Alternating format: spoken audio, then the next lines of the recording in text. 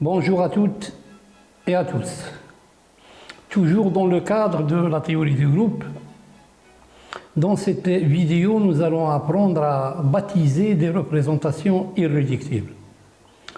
Nous allons donc baptiser les représentations irréductibles d'une manière telle que le symbole que nous leur affecterions, il serait en quelque sorte un condensé clair des signes, des caractères en leur sein, c'est-à-dire des symétries qui les caractérisent vis-à-vis d'une classe d'opérations de symétrie donnée du groupe.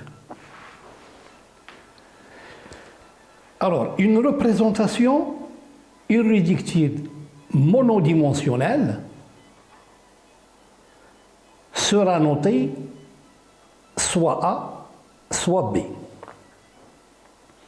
Alors, il sera noté A si le caractère de la classe où vous avez l'axe principal Cn est égal à plus 1.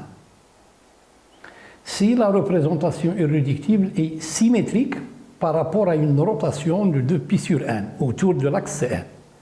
C'est-à-dire, quand vous regardez la table des caractères, si vous faites des calculs par le biais de matrice ou autre, quand vous trouvez que le caractère de Cn est égal à plus 1, elle sera notée A.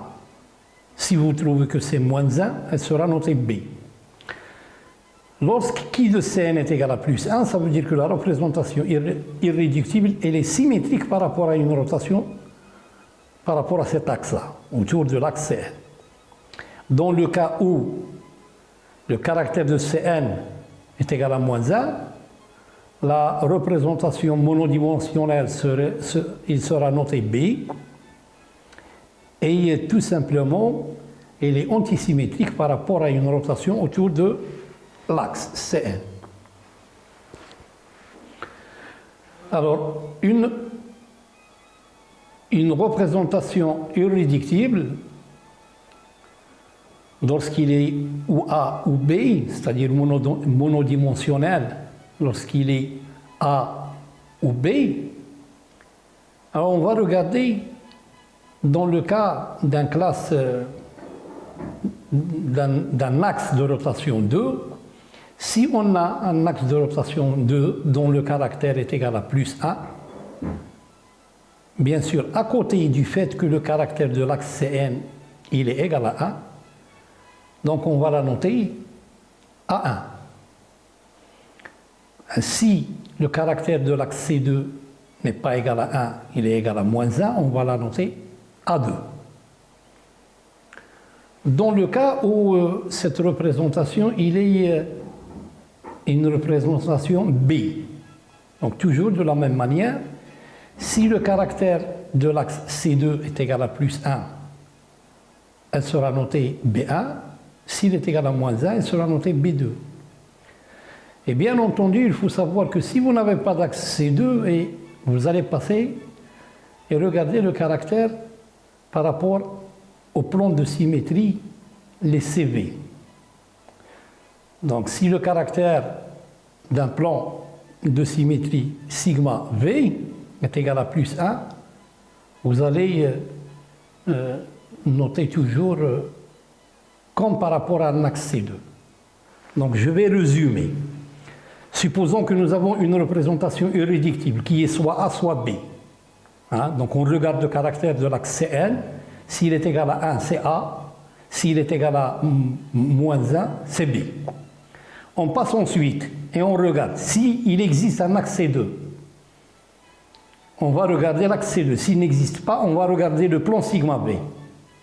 D'accord? Et dans les deux cas, on regarde. Lorsque le caractère de C2 ou sigma B est égal à plus 1, on va noter avec un indice 1.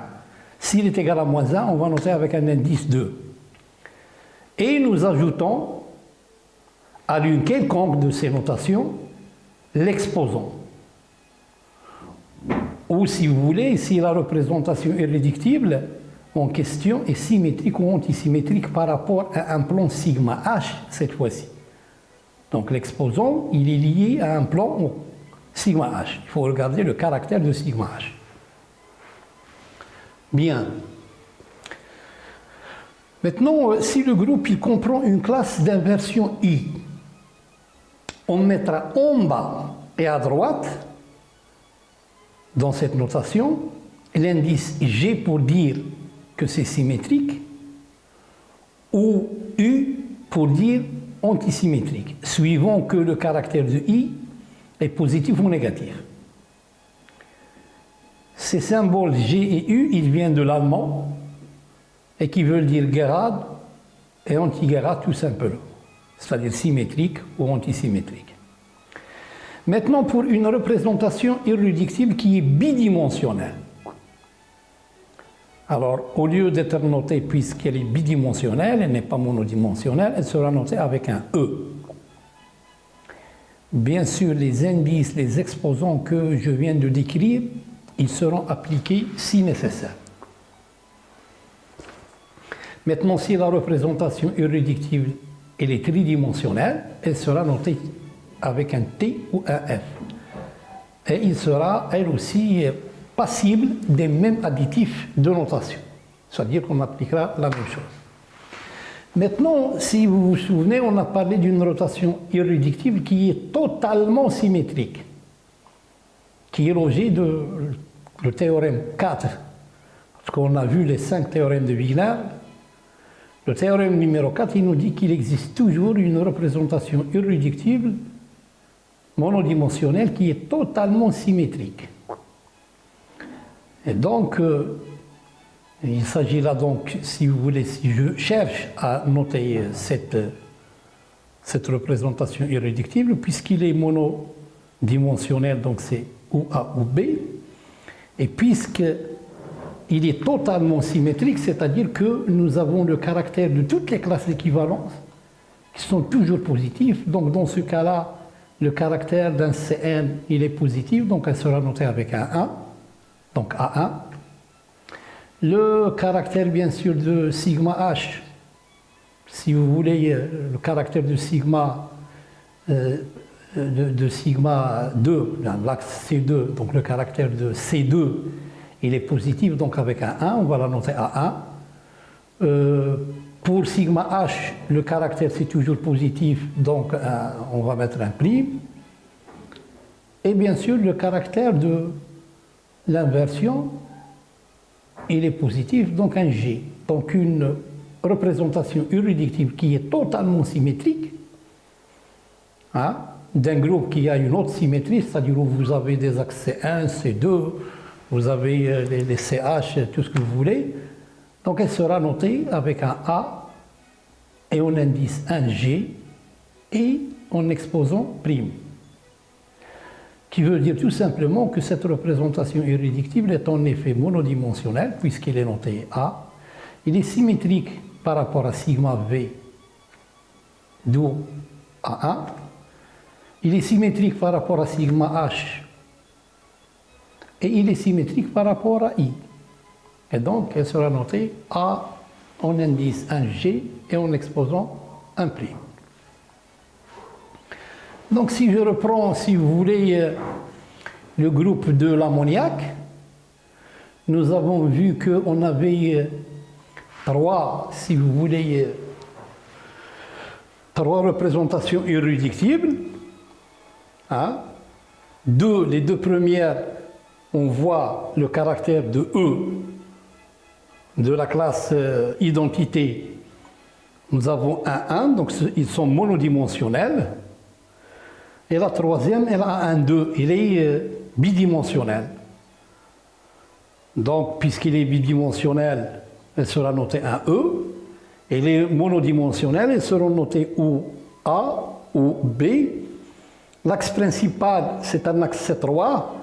Si je regarde le caractère de l'axe C3, je trouve que c'est dans les deux cas un 1.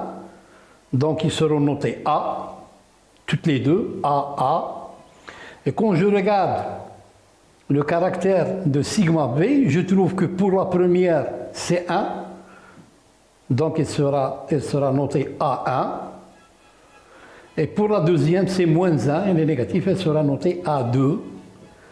Et donc au final, pour le groupe de l'ammoniac, la molécule de l'ammoniac, NH4, qui est un C3V, nous avons donc 3 représentations irréductibles qui sont A1, A2, IE. Et bien sûr, quand vous regardez la table des caractères, la A1, c'est l'objet du théorème numéro 4 de Wigner. C'est elle qui a que des 1. Les caractères de toutes les classes d'équivalence, de toutes les classes de symétrie, ils sont égaux à 1, ils sont positifs égaux à 1. Et donc voilà, je vous remercie et à la prochaine.